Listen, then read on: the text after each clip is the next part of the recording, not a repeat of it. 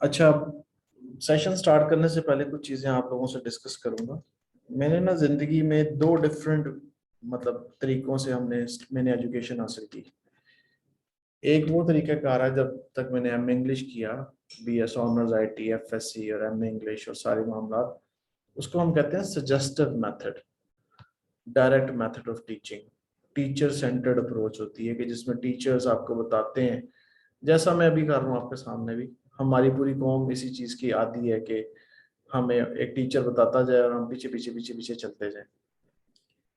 उसके बाद अचानक ये हुआ कि कुछ फॉरेन टीचर्स थे, और एमफिल में जब मैंने बीकन हाउस नेशनल यूनिवर्सिटी में एडमिशन लिया तो वहाँ पे टीचिंग स्टाइल ही डिफरेंट था। वहाँ पे सारा कुछ ही उन्होंने हमारे ऊपर डाल दिया कि जी ये टॉपिक है, इस पर रिसर्च करके हैं तो अगले दिन कल डिस्कशन होगी। कुछ भी नहीं बताते थे, कुछ भी नहीं पढ़ाते थे। ऐसे नहीं पढ़ाते थे। कुछ टीचर्स थे उस वक्त भी कि जो डायरेक्ट मेथड से पढ़ाया करते थे। एक्टिविटी बेस्ड लर्निंग होती थी, उसके अलावा प्रोजेक्ट बेस्ड लर्निंग होती थी, उसके अलावा फॉर्मेटिव असेसमेंट्स होती थी कि टेस्ट के जरिए ही आपको पढ़ा दिया जाता था। और इस तरह की, यानी कि वहाँ पे एप्लीकेशन जो उनसे होती थी वो ज़्यादा इंपॉर्टेंट होती थी। तो एमफिल के जो टाइम, मतलब वो जो टाइम स्पैन था जिसमें फिर मैंने 1 साल रिसर्च की आइल्स के ऊपर, वो आपको तैयार कर रहे होते हैं कि आगे चल के किसी ने आपका हाथ नहीं पकड़ना, किसी ने आपको कुछ बताना नहीं है, सिर्फ लोग डायरेक्शन, ना किसी को पता होता। जब आइल्स पे रिसर्च की तो मेरे नॉलेज में कोई बंदा दूसरा नहीं था कि जिसने आइल्स पे पाकिस्तान में रिसर्च की हो, जो मुझे कुछ गाइड कर सके, खास तौर पे जो मेरा कंस्ट्रक्ट था, जो मेरा एरिया ऑफ इंटरेस्ट था उसके अंदर। तो वहां पे मैंने एक चीज रियलाइज ये की कि जब हम कुछ ढूंढते हैं ना, तो उस ढूंढने में हमें 10 चीजें और मिल जाती हैं। और जो आपकी सक्सेस है ना, यानी कि पीस ऑफ डिग्री है, पीस ऑफ सर्टिफिकेट है। अच्छा चले, यूं समझ लें कि जी आप वोकैबुलरी वर्ड्स याद करें जो हमने लिखा हुआ है CSS के लिए, आइल्स के लिए, PT PMS के लिए, GRE इंटरनेशनल के लिए। ये वाकई एक बुक है, बड़ी रिसर्च के बाद उन्होंने बनाई है, उसमें से ये वर्ड्स हमने पिक किए हैं। और ये इन्हीं एग्जाम्स की प्रिपरेशन के लिए आप अगर ये 1000 वर्ड्स कर जाते हैं ना, तो शायद पूरे पाकिस्तान में कोई गिनती के लोग फिंगर टिप्स पे आपके जैसे होंगे। नहीं तो ना हमें इंग्लिश को पता है इन वर्ड्स का, ना किसी एमफिल को पता है। सिर्फ चंद एक चुनिंदा किस्म के लोग ऐसे होंगे जो कि वो वर्ड्स जानते होंगे जो कि आप सीख रहे हैं अल्हम्दुलिल्लाह, और आप सीख जाएंगे इन वर्ड्स को, क्योंकि स्पेसिफिकली इन एग्जाम्स की तैयारी के लिए या यहाँ पे एकेडमिकली स्ट्रांग लोगों के लिए ये डिस्कस किए जाते हैं।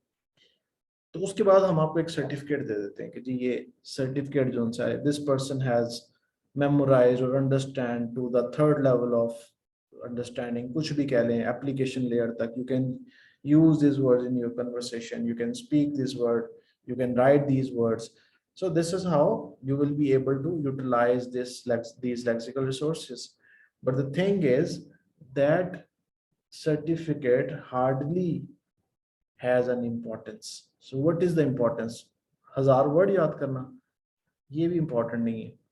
इम्पॉर्टेंट वो एवोल्यूशनरी प्रोसेस है जिसमें से गुजर के 2 3 4 5 6 महीने 8 महीने, इस दौरान पता नहीं क्या क्या हुआ होगा कि आपका दिल नहीं कर रहा, आप बीमार हो गए, कोई और भी इश्यूज आ गए। लेकिन जो लोग जिन्होंने डे 1 से ज्वाइन किया हुआ, जैसे महाजबीन है माशाल्लाह, पुरानी स्टूडेंट है मेरी, 3 4 क्लास के अंदर है अभी। लेकिन इसी तरह रिदा मेरी बेटी है, वो भी क्लासेस ले रही है। मुहद्दिस रेगुलर क्लासेस ले रहे थे, उसकी बहुत अच्छी वोकैबुलरी बन गई है माशाल्लाह। तो ऐसे स्टूडेंट्स जब आप डे एंड पे देखेंगे तो you will be a different person. और वहां पे वो वर्ड्स नहीं माने रखते, वो एवोल्यूशनरी प्रोसेस वो आपको कई और कामों में मदद देगा। कैसे?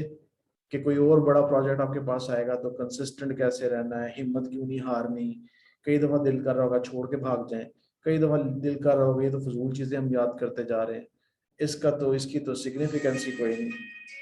तो ये सारी जो चीजें हैं, ये हम लोग वी कीप ऑन लर्निंग। इन चीज़ों को आप अपने माइंड में रखें। ये चीज़ें मैंने बतानी थी। और दूसरा जो मेन बात थी कि टीचर सेंटर्ड अप्रोच से बाहर आके खुद से स्ट्रगल करें। एक चीज़ आपने इम्प्रूव करनी है, मैं कह रहा हूँ रीडिंग मैंने इम्प्रूव करनी है, तो मैंने तो आपको रीडिंग की टेक्निक्स पढ़ा रहा हूँ, रीडिंग करके भी दिखा रहा हूँ। ये जो अप्रोच है ना एग्जाम में मार्क्स लेने के पॉइंट ऑफ व्यू से, लेकिन कभी सोचे लिख के देखें कि how to improve reading skill, what is reading comprehension, what are the fundamental factors in reading module, ठीक है ना। तो ये कभी सर्च किए हैं, फिर उसके बाद कुछ प्लान किया खुद से कि जी हमने रीडिंग इंप्रूव करनी है, तो हम किस तरीके से realistically after some time we will be able to learn all these words, और ये जो रीडिंग है मेरी ऐसी हो जाए कि बस 10 मिनट में लगाऊं और बड़ी से बड़ी चीज में ना सिर्फ रीड कर लूं। दुनिया में ऐसे भी लोग हैं जिनकी स्पीड है 750 वर्ड्स पर मिनट विद 85% एक्यूरेसी, यानी कि अगर उनसे हम 100 सवाल पूछें तो 85 क्वेश्चंस के वो आंसर्स दुरुस्त दे देंगे। 1 घंटे की किताब को वो एक 300 वर्ड्स की एक बुक है, 300 पेजेस की एक बुक को वो तकरीबन 1 घंटे में कंप्लीट कर लेंगे। उसके बाद जब आप उनसे क्वेश्चंस पूछेंगे तो 100 में से 85% जो अंडरस्टैंडिंग के साथ वो आपको जवाब भी दे देंगे।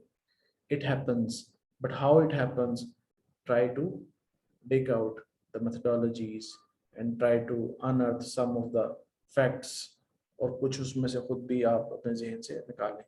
तो इस तरह अपने माइक्रो लेवल से मैक्रो लेवल स्टडी की तरफ आए, अपने गोल स्टैंडर्ड को बड़ा सेट करें और स्पून फीडिंग से बाहर आए कि मैं आपको वर्ड्स बता रहा हूँ, मतलब ये जो वर्ड्स हैं you can do it by yourself as well, लेकिन इसके साथ कई वर्ड्स हम और कर लेते हैं, कुछ ग्रामर की चीजें डिस्कस कर लेते हैं।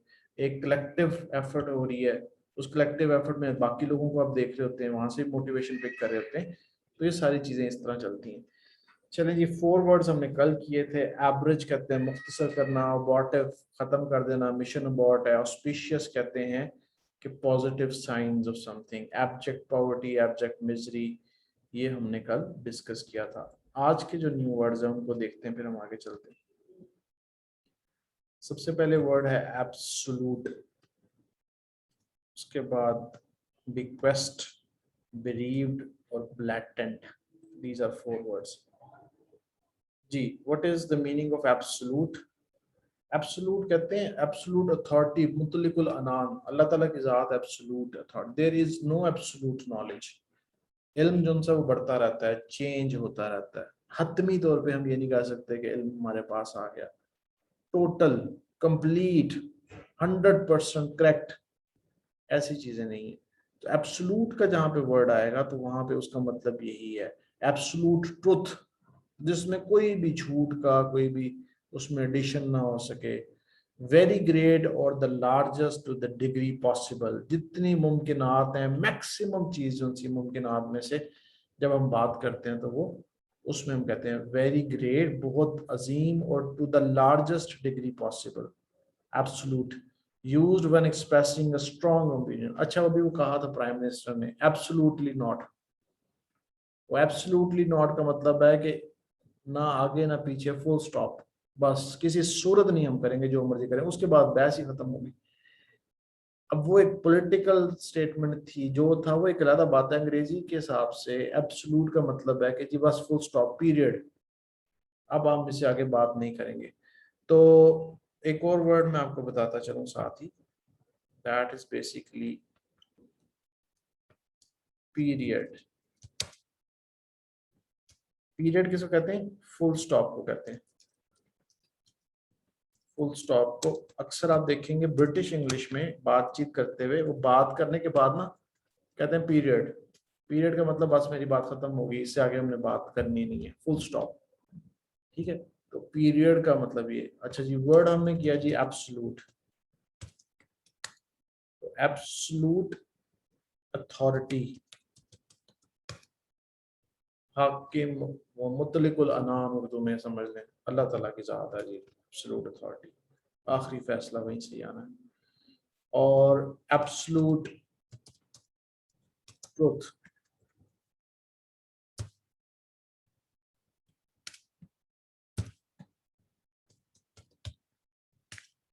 एक इसके साथ वर्ड है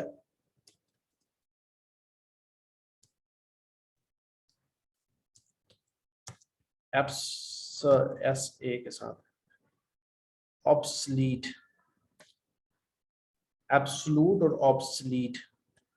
ऑब्सलीट डिफरेंट वर्ड है, इसका मतलब है पुराना, खत्म हो गया, ठीक है ना। आर्काइक, सस्पेंडेड, ऑटोमोडेड, ये जी ऑब्सलीट है। इसको इसके साथ नहीं मिलाना आपने, ये डिफरेंट है। एब्सोल्यूट जो सा है वो डिफरेंट है, तो ये भी याद रहेगा आपको, एब्सोल्युटली नॉट।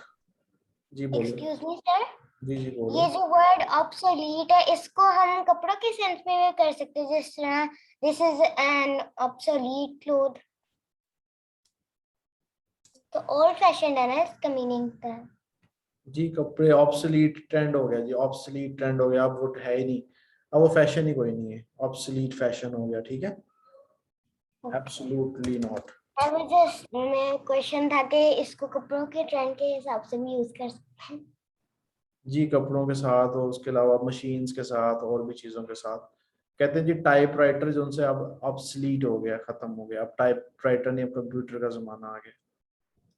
तो चलें जी, नेक्स्ट हम देखते हैं इसमें absolute beginners, absolute faith, complete है, टोटल है, ठीक है जी, ये जी फर्स्ट वर्ड था। Next word bequest. बिक्वेस्ट कहते हैं नाउन है एक, तो ये ज़हन में रखें। नाउन मीन्स के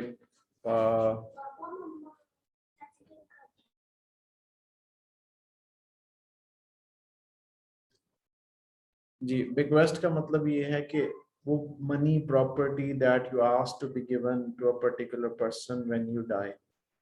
अच्छा जी, अब आप नसीहत करते हैं, आप वसीयत करते हैं कि जब मेरी डेथ के बाद ये प्रॉपर्टी फलां बंदे के पास चली जाए। The money or property belonging to someone that they say that after their death, ठीक है जी। अब इसको सेंटेंसेस देखें। He left a bequest to each of his grandchildren. He left a bequest, उसने एक वसीयतनामा छोड़ दिया। Left a bequest, तो इसको आप वसीयतनामा समझ लें बस, अपने पास उर्दू में लिख लें वसीयतनामा, बिक्वेस्ट, कि जी उसकी प्रॉपर्टी ग्रैंड चिल्ड्रंस में दे दी जाए, उसकी प्रॉपर्टी जो सी है वो चैरिटी के अंदर दे दी जाए। So this is how you understand this word bequest. Legacy वर्सा होता है, इनहेरिटेंस भी वर्सा होता है, ये दो अलग चीजें, इसको भी थोड़ा सा डिस्कस कर लेते हैं। एक वर्ड है जी लेगेसी। लेगेसी कहते हैं कि अच्छे अखलाक आपके माँ बाप ने नस्ल दर नस्ल ट्रांसफर होते गए, तो देखा बच्चे बड़े अदाब से बात कर रहे हैं, तो इसका मतलब है ये उनकी लेगेसी है। They are artist by nature. Sometimes उनके फादर बड़े अच्छे आर्टिस्ट थे, उसके ग्रैंडफादर बड़े अच्छे आर्टिस्ट थे, बच्चे भी हैं, तो ये भी उनकी लेगेसी है, ठीक है ना। तो लेगेसी भी इस सेंस में होता है, लेकिन जो बिक्वेस्ट का वर्ड है वो हम यूज करते हैं बेसिकली, वो वसीयतनामा है कि जी मैं मेरे मरने के बाद मेरी जायदाद वगैरह इधर चली जाए, ठीक है जी। सो दिस वाज इनहेरिटेंस, वो जायदाद जो कि हम हासिल करते हैं अपने आबा अजदाद से, पेरेंट्स से। अच्छा जी, बिरीव्ड। बिरीव्ड कहते हैं सोगवार। सोगवार जिसके दोस्त की, भाई की, बहन की, वालिद की, वालदा की, किसी की डेथ हो जाए तो पीछे जो लोग रह जाते हैं उन्हें बिरीव्ड कहते हैं। then having lost a relative or close friend who has recently died। जी उमर, ये अपनी माइक जरा ऑफ कर लें। चलो, तो अब bereaved फैमिली, ये भी कश्मीर के कॉन्टेक्स्ट में मैंने सबसे पहले पढ़ा था। प्राइम मिनिस्टर ही स्पीच कर रहे थे, then he use this word bereaved families in Kashmir. Bereaved family का मतलब जिनके किसी न किसी की डेथ हो गई है, तो अब उनका क्या होगा, उनका क्या माइंडसेट होगा, ठीक है। कर्फ्यू लग गया, खाने पीने की चीजें नहीं है, अगर कोई बंदा बीमार हो जाता है, उसकी डेथ हो जाती है, तो उसके जो लवाहकीन होते हैं पीछे, वो सारे ब्रीड होती है। ब्रीड फैमिली हो सकती है, ब्रीड पर्सन भी हो सकता है, तो ब्रीड पेरेंट्स भी हो सकते हैं, इस तरीके से। Lamenting, deprived. लेमेंटिंग कहते हैं कि जो कि रोना धोना, उनका मातम करना, इस सेंस में लेमेंटिंग का वर्ड यूज होता है। अच्छा जी, blatant, open, blatant lie, very obvious and intentional when this is a bad thing, done in an obvious and open way without caring if people are shocked, ऐसी बात openly कह देना लोगों के मजमे में कि जो बात नहीं कही जानी चाहिए, ठीक है ना। तो वाजिया, गुस्ताख, खुल्लम खुला जो वर्ड है ना वो जरा ज्यादा बेहतर है उर्दू के पॉइंट ऑफ व्यू से। The whole episode was a blatant attempt to gain publicity. तो ये एक वाजिया खुल्लम खुल्ला कोशिश थी कि पब्लिसिटी, कोई उल्टी सीधी चीज करें तो मशहूर भी जल्दी हो जाती है ना, लोग उसको देखते हैं, उसके बारे में डिस्कस करते हैं, ये क्या कर दिया उसने, ये कैसे उसने कह दिया। कई हमारे ऐसे इश्यूज हैं जिसको हम ओपनली डिस्कस नहीं कर सकते, वो ऑब्ससीनिटी से रिलेटेड हो सकते हैं, ठीक है ना। अच्छा, एक और वर्ड्स देख लें यहाँ पे। वर्ड है ऑब्सीन, OBSCENE, और obscenity.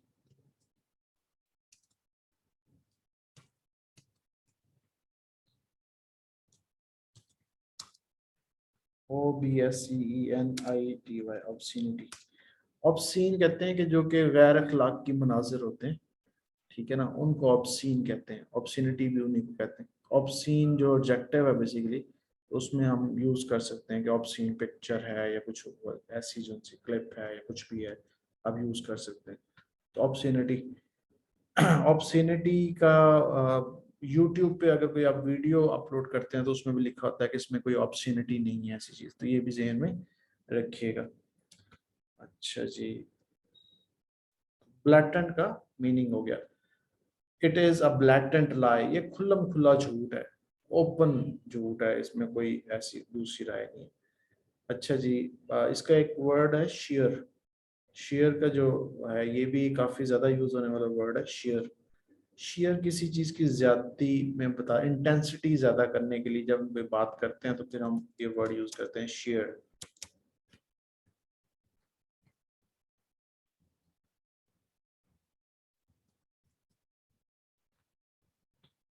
Nothing other than, unmitigated, ठीक है ना। परपेंडिकुलर, नियरली सो, दोनों में शेयर आइस वॉल्स, ठीक है जी। आर्काइक वर्ड है कंप्लीटली राइट, इसको हम इस तरीके से, अ वेरी फाइन और डिफॉनस फैब्रिक और आर्टिकल, ठीक है ना। तो ये भी शेयर के साथ हम लोग वर्ड यूज करते हैं। तो चलें जी, ये वर्ड्स थे आज के। अब हम थोड़ा सा ईडीएम की तरफ आ जाएं और ये आहिस्ता आहिस्ता बढ़ते जाएंगे। अभी तो 8 वर्ड्स हुए नए सेशन के अंदर। तो चलें जी, डिस्कस कर लेते हैं एवरीडे इडियम्स। लेसन नंबर 4 में हम मौजूद थे।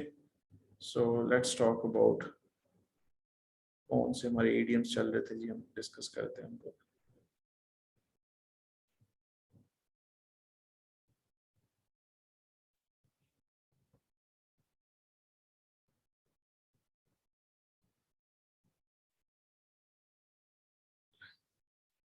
जी, सबसे पहले हमने किया था इफ़ यू आस्क मी, अगर आप मेरी ओपिनियन लेते हैं, ठीक है। मैंने कहा था लेटर में, आप इनफॉर्मल लेटर में इस्तेमाल कर सकते हैं word. Don't bank on it, इसका मतलब था रिलाय ना करें। नो बिग डील, कोई मसला नहीं। नॉट एग्जैक्टली, ऐसे नहीं जैसे आप सोच रहे हैं। टॉक ऑफ द डेवल का मतलब है कि जिसका जिक्र करते हो बंदा आ गया है। वैसे उर्दू में इसका ये है कि शैतान का जिक्र किया और शैतान आ गया, इस सेंस में लोग बच्चे अक्सर कहते हैं। अच्छा जी, उसके बाद हमने डिस्कस किया था funny you shouldn't say that. आप ये उस वक्त करते हैं कि जब कोई कोइंसिडेंस हो जाता है, यानी कि जिसका जिक्र हो रहा होता है, जो बात हो रही होती है, वो एक्चुअली हो चुकी होती है। मैं चाहता हूँ कि जी यहाँ पे एक मैं मस्जिद बनाऊँ, मैं चाहता हूँ यहाँ पे मैं एक हॉस्पिटल बनाऊँ। अगला बंदा कहता है funny you should say that, but there is a the MNA और the MPA fla fla fla has decided to make a to construct a building और स्कूल, मस्जिद, कोई भी चीज। अब पहले मैंने एक बात की तो वो आगे से कहता नहीं नहीं ये तो हो चुका है, इस सेंस में funny you should say that. That's news to me, आप खबर देते हैं, वो कोई बात करते हैं, वो कहते हैं दैट्स न्यूज टू मी, यानी कि ये तो फर्स्ट टाइम मुझे पता लगा, ये मेरे लिए तो खबर है, मेरे लिए तो नई चीज है। ठीक है जी। Come to think of it, too true और नो वे, ये हम लोग सारे डिस्कस कर चुके हुए हैं। तो आज हम आते हैं जी एक्सरसाइज नंबर 5 पे। जी, फर्स्ट वर्ड है इट्स बियॉन्ड मी। जी, इट्स ये दो तरह का होता है, ये जरा ध्यान में रखिएगा। एक है ITS और एक है ITS।